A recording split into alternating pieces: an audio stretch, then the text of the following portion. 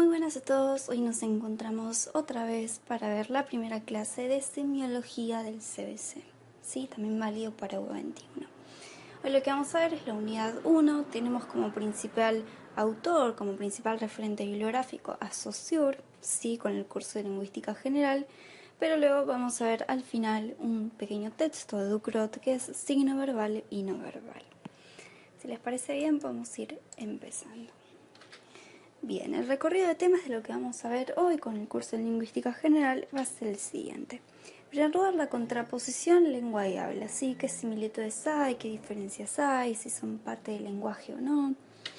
Después, la naturaleza y los principios del signo lingüístico, según Saussure. El concepto de valor lingüístico. Diacronía y sincronía. Y las relaciones sintagmáticas y las paradigmáticas o asociativas, ¿sí? Bien, empecemos por lo de lengua y habla, ¿no? Van a ser parte del lenguaje. Saussure nos va a decir, por definición, que el lenguaje es la capacidad de expresarnos a través de los signos, ¿no? Estos signos lingüísticos que van a ser básicamente las palabras, ¿no? Las palabras van a ser el elemento constitutivo del lenguaje, ¿sí? La composición del lenguaje va a ser binaria, va a tener dos partes constituyentes. ¿Qué va a ser? En primer lugar, la lengua, sí, como componente social, como componente colectivo y compartido por todos, y por otro lado el componente individual, particular de cada uno, que va a ser el habla, ¿sí? Vamos a ver un poco más a profundidad esto. La lengua nos va a decir Saussure que es producto de una convención social. Va a ser un conjunto de convenciones del sistema de lenguaje que va a adoptar la sociedad, ¿sí? Es decir, la lengua va a ser algo adquirido. ¿Qué sé yo? Tenemos que, por ejemplo, en Argentina, ¿no? La lengua, si bien utilizamos el lenguaje español, tenemos una lengua muy particular. Tenemos el lunfardo, tenemos una manera de hablar, tenemos el vos, por ejemplo, ¿no? Y demás, ¿sí? Y va a ser la lengua algo adquirido, ¿no? Porque las personas nacemos, somos niños, empezamos a tener esta función simbólica, ¿no? Pero lo adquirimos de una manera pasiva, ¿sí? No es algo que ya, es algo que ya estaba existente en el consenso social, ¿sí? Las personas ya hablaban esa lengua antes de que uno nazca. Entonces, cuando uno la adquiere no supone ni premeditación ni reflexión alguna. Es exterior a nosotros y no podemos modificarlo de ninguna manera porque la lengua ya está instaurada por consenso colectivo, ¿sí? En cambio, por otro lado tenemos el habla, que el habla va a ser un acto individual. ¿Por qué? El sujeto aprende una lengua determinada, ¿no? Pero al hablar, al comunicarse, lo hace de una manera particular, ¿no? Cada uno tiene un estilo típico, cada uno tiene una elección de palabras, cada uno se apropia de la lengua para generar su discurso, ¿no? Entonces ese va a ser el habla justamente, ¿sí? Tenemos una voluntad de hablar para expresar nuestro pensamiento. Utilizamos el código de la lengua bajo ciertas combinaciones para expresar justamente lo que queremos decir, ¿sí? Y el habla, a diferencia de la lengua, va a tener este componente psicofísico que va a permitir que se exprese, ¿sí? Entonces el habla va a estar caracterizado por justamente lo que permite el ser hablado, ¿no? La boca, la lengua, las cuerdas vocales, ¿no?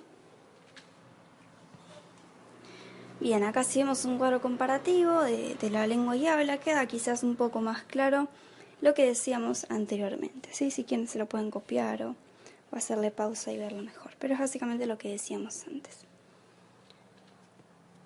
Bien, ya entrando en la naturaleza del signo lingüístico, ¿no? Porque nosotros hablamos de un lenguaje, hablamos de cómo está compuesto de una manera binaria, pero no hablamos de qué es el signo lingüístico, ¿no? ¿Qué es esto que Saussure entiende por signo? Que va a ser el componente elemental del lenguaje, ¿no? Ya sabemos que para Saussure, ¿sí? La unidad lingüística o el signo va a ser de entidad doble. Sí, va a tener también una composición binaria, pero esta composición va a ser indisociable, no se va a poder separar o entender de manera distinta en la práctica, sino que va a ser una unión indisociable que va a formar el signo y van a ser estos dos elementos. En primer lugar, el significante o la imagen acústica, así que el significante va a ser justamente la huella psíquica que tenemos de las palabras. Por ejemplo, si uno dice la palabra árbol, sí, ese deletreo de la palabra árbol, la la huella psíquica del sonido de la palabra árbol, ese va a ser justamente el significante. El significante va a ser una imagen acústica. En cambio, el significado va a ser el concepto, aquello a lo que la imagen acústica refiere. Si yo leo el significante árbol, leo ese conjunto de letras, pero para mí ese conjunto de letras tiene un significado particular. Yo evoco a la cabeza justamente lo que esa palabra significa, lo que el significante refiere, que es el significado, ¿sí? El árbol en sí mismo en este caso. Bien, ya entendiendo este concepto, ¿no? Esta división, que más bien es teórica, porque en la práctica es muy complicado de verlo, ¿no? Ya entendiendo una vez qué es el signo lingüístico para Saussure, cómo se compone, veamos los principios. En primer lugar tenemos la arbitrariedad, ¿sí? La arbitrariedad va a ser uno de los principios más importantes del signo lingüístico. Plantea que el signo va a ser arbitrario o inmotivado porque no hay una conexión necesaria entre eso que representa y lo que está en su lugar. Si no hay ningún lazo natural, ninguna razón específica por la cual la palabra árbol se llame árbol y no cielo, por decir algo, y no rosa. Si el árbol se llama árbol y porque se llama así, ¿se entiende? Es una pregunta que hacen mucho los niños, ¿no? De por qué esto se llama esto y no lo otro, ¿no? No guarda ningún lazo natural, es algo que simplemente está consensuado por la sociedad y por eso es algo que también va a ser convencional, ¿sí? Que parte del consenso. Esto lo vemos porque varía, por ejemplo, la manera de decir a un objeto en un idioma y en otro, en un lenguaje y en otro, ¿sí? Esta va a ser la arbitrariedad del signo. A diferencia del símbolo, nos va a decir Saussure, el símbolo no va a ser algo arbitrario, porque no podemos, por ejemplo, reemplazar la balanza que representa la justicia por un objeto cualquiera, ¿sí? La balanza representaría la justicia porque hay una relación de semejanza entre una y otra, ¿no? La balanza, el equilibrio, ¿no? O la paloma blanca o el ave blanca representando la paz, por ejemplo. No es arbitrario, sino que hay una cierta conexión lógica detrás. Sí, en cambio en las palabras no hay eso, no hay un árbol no se llama árbol porque por algo en específico, sino porque ya está consensuado, ¿se entiende? Y la excepción que plantea Saussure esta arbitrariedad van a ser las onomatopeyas y las exclamaciones. ¿Por qué? Porque guardan también una relación de semejanza como el símbolo, qué sé yo. La onomatopeya de toc toc para decir el ruido de alguien que toca una puerta, por ejemplo, es algo que se podría asemejar al ruido real, sí, que estaría representando. Pero no sucedería lo mismo con el signo lingüístico o las palabras, ¿sí?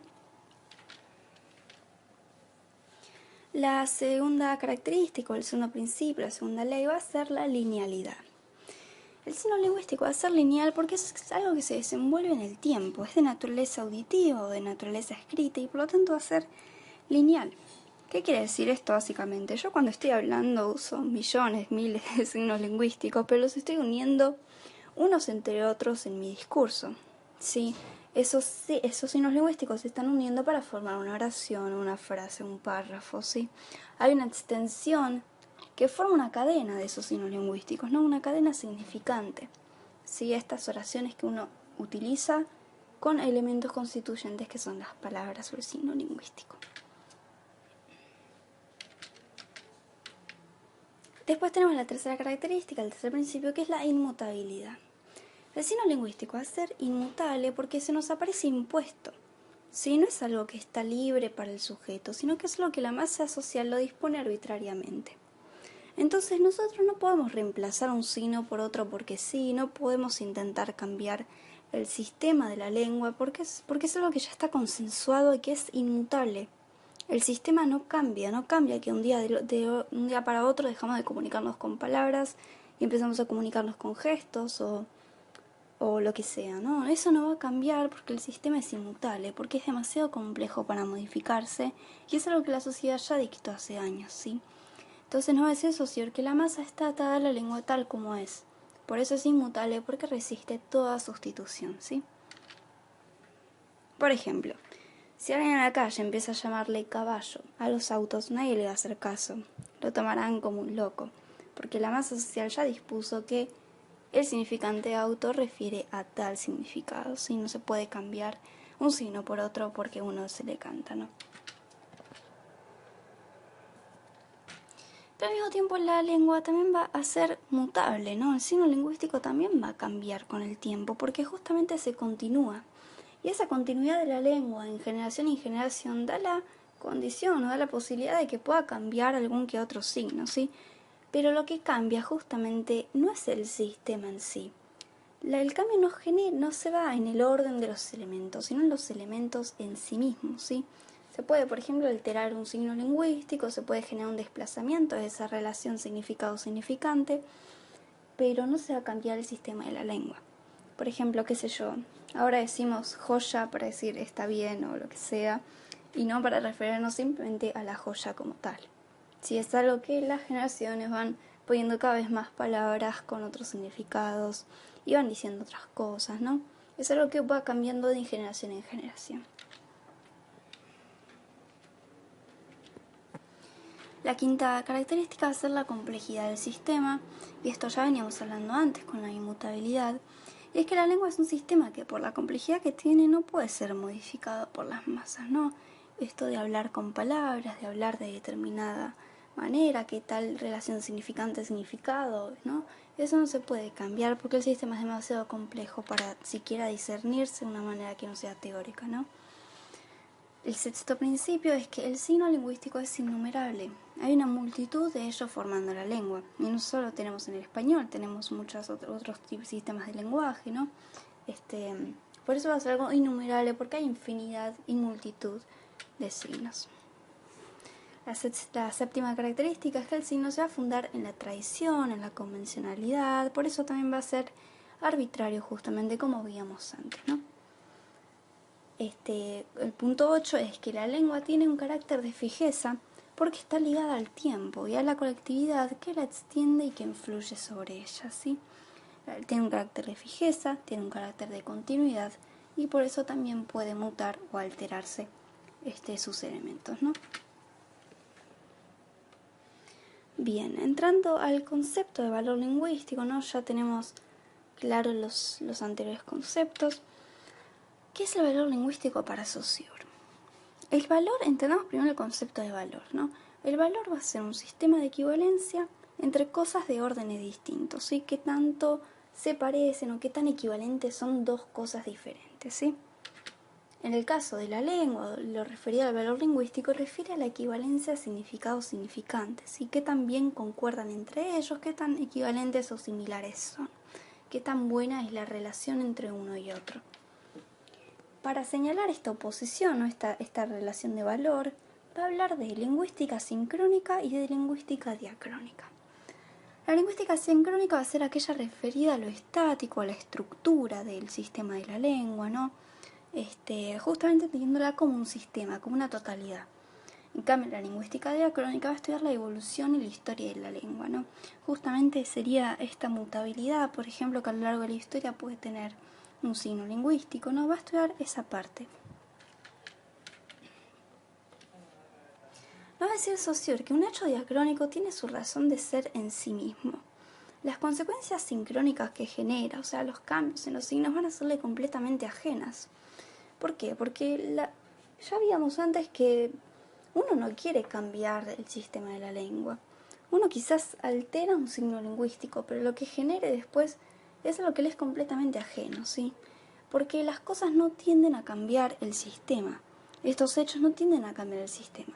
No van a recaer sobre la estructura, sino sobre los elementos que estén ordenados, que van a ser los signos, ¿sí?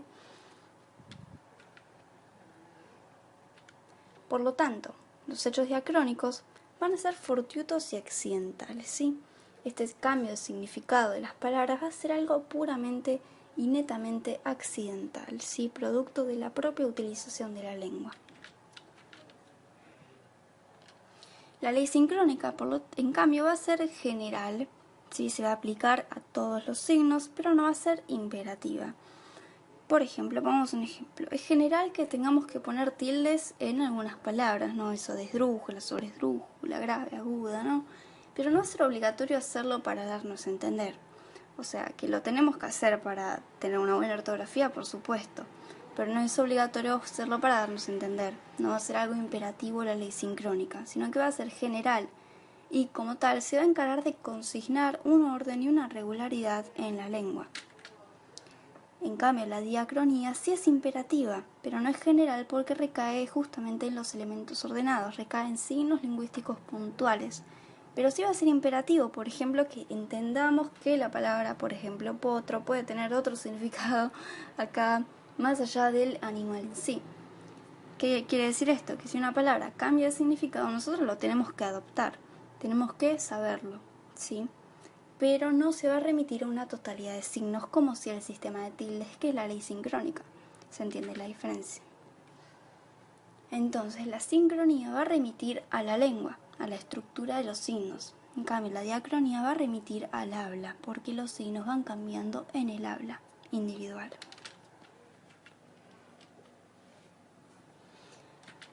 El valor a nivel conceptual sí va a ser un elemento de la significación, ¿no? Va a ser esa propiedad donde una palabra representa una idea y se establece una relación, ¿sí? Esto es, por definición, el valor a nivel conceptual, ¿sí? Pero ya se entiende por lo que veníamos hablando antes. Por otro lado, sí, Saussure nos va a empezar a hablar, ¿no? de una relación negativa entre signos, ¿no? De un valor que va a estar determinado por lo que lo rodea, ¿sí? Entonces los signos lingüísticos van a adquirir valor porque hay otros signos que significan distinto. Por eso el valor va a estar definido negativamente, por su relación con los otros términos del sistema y por lo que ese signo es lo que otros no son justamente, ¿no? Si no existieran otras palabras que negarían una palabra, esta significación no existiría. Vamos a pasarlo en limpio, ¿no? Yo sé que algo es bueno porque sé lo que es algo malo también. Sí, sé lo que no es bueno. Sé que algo es lindo, por ejemplo, porque sé también que hay cosas que no son lindas, que hay cosas que son feas o desagradables para mí. ¿Sí? Entonces, ese lindo toma significancia porque también hay algo que lo está negando, también hay algo que no es lindo para mí. ¿Se entiende? Y si no existiera ese contrapuesto, si no existiera ese contrario, no tendría sentido nada de lo que estamos diciendo. ¿Qué sentido tendría la bondad si no existiera la maldad también? ¿Se entiende? Esto es lo que básicamente nos estaría diciendo Saussure a nivel lingüístico, obviamente, ¿no? Valor a nivel conceptual, ya decíamos que era esa relación significante-significado, qué tan equivalentes o qué tan buena era la relación, pero a nivel material nos va a decir que van a ser esas diferencias fónicas, que diferenciarían una palabra de otra, ¿sí? De todas maneras no se enreden tanto con esto de a nivel material o a nivel conceptual. Lo importante es que entiendan bien el concepto de valor, ¿sí? Bien, vamos a ver entonces las relaciones sintagmáticas y paradigmáticas. El sintagma va a referir, ¿no?, a las combinaciones de un elemento tras otro en las cadenas del habla. Va a referir a esto que veíamos de la linealidad, a cómo se van formando las oraciones, las frases, ¿sí? Tengan en cuenta que oración y sintagma va a ser lo mismo, van a ser sinónimos, así que lo pueden pensar de esa manera, ¿sí? Entonces, si el sintagma es eso, ¿qué va a ser la relación sintagmática? La relación sintagmática va a referir a cómo los términos o los signos lingüísticos se van uniendo consecutivamente, de manera tal que cada término adquiere valor por su oposición con otro término, eso que veíamos del valor por relación negativa. ¿Sí? Entonces, relaciones sintagmáticas van a ser todas las oraciones que uno puede llegar a pensar o crear, ¿sí? O la frase, los párrafos, ¿sí? Todos los discursos van a ser relaciones sintagmáticas porque refieren a la linealidad, ¿sí? Entonces, en las relaciones sintagmáticas hay un orden de sucesión, sí, hay un número determinado de elementos, un número de signos lingüísticos que constituyen esa oración. En cambio, las relaciones asociativas o paradigmáticas son completamente distintas. En primer lugar, tenemos que una palabra, ¿sí?, siempre nos va a hacer evocar otras que estén asociadas en nuestra cabeza, ¿no? Por ejemplo, si uno dice la palabra enseñanza, le pueden surgir un montón de palabras que estén asociadas, como, qué sé yo, escuela, educación, aprender, etcétera, ¿no? Estas serían relaciones asociativas, donde un signo lingüístico puede llegar a denotar, llegar a connotar otros signos lingüísticos en la mente de un otro. Entonces esto no va a tener ni un número máximo, ni un número mínimo de elementos, ni va a tener un orden específico, ¿no? Porque a mí se me ocurrió poner aprender, educación y escuela. Pero capaz ustedes que leen la palabra enseñanza se les ocurren otras más y otras más, ¿no? Entonces no va a tener ni un orden ni un número de elementos, como si las relaciones sintagmáticas. Y estas van a ser la diferencia entre una y otra, ¿sí? Bien, entrando ya a lo que es el signo verbal y no verbal de Ducrot, este texto, ¿no?, que tenemos para complementar el de Saussure, vamos a ver las puntualizaciones que hay que tener en cuenta. En primer lugar, nos va a diferenciar lo que es la denotación de la significación. La significación, como ya habíamos visto, va a ser ese proceso por el que se enlaza un significado con un significante, ¿sí? Por ejemplo, esta secuencia sonora de la palabra manzana, ¿no?, este conjunto de letras que va a estar ligado al significado de manzana, ¿no? Fruta roja, dulce, qué sé yo, ¿no? Este va a ser la significación, entonces. En cambio, la denotación va a ser el proceso por el que un objeto real es ligado al signo, ¿sí? Que va a ser esta manzana real. Es un poco abstracto de pensar, pero no se preocupen, ¿sí? Con que tengan en claro la definición y lo entiendan bien es suficiente. El objeto entonces va a estar presente y no ausente como si el significado. Si yo estoy señalando una manzana real, estoy denotando a la manzana y la manzana está presente frente a mis ojos. Sí, esa va a ser la denotación. En cambio, en la significación es solamente un significante, una huella sonora, no hay un objeto real. Esa huella sonora está reemplazando a su vez a la manzana en sí, ¿no? Representación versus significación. La significación ya vimos lo que es. En cambio, la representación va a referir a la aparición de una imagen mental de los signos, ¿sí? Por ejemplo, Ducrot nos va a plantear esto de la literatura, ¿no? Como una palabra que en un contexto significa algo, en una poesía puede darnos representaciones más profundas, ¿no? Podemos tener imágenes mentales incluso de una palabra. Por ejemplo, fuego, ¿no? Fuego nos representaría quizás pasión o un sentimiento, una persona ardiente, ¿no? En lo que sería una poesía, una metáfora, ¿no? Entonces esas serían las representaciones.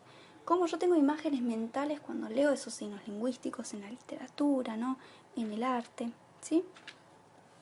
Entonces, en resumen, la cosa real va a ser la denotación, la imagen psíquica, la representación, y lo decible, la significación, ¿sí? Para que lo tengan como sintetizado en la cabeza y lo puedan aprender de ese modo.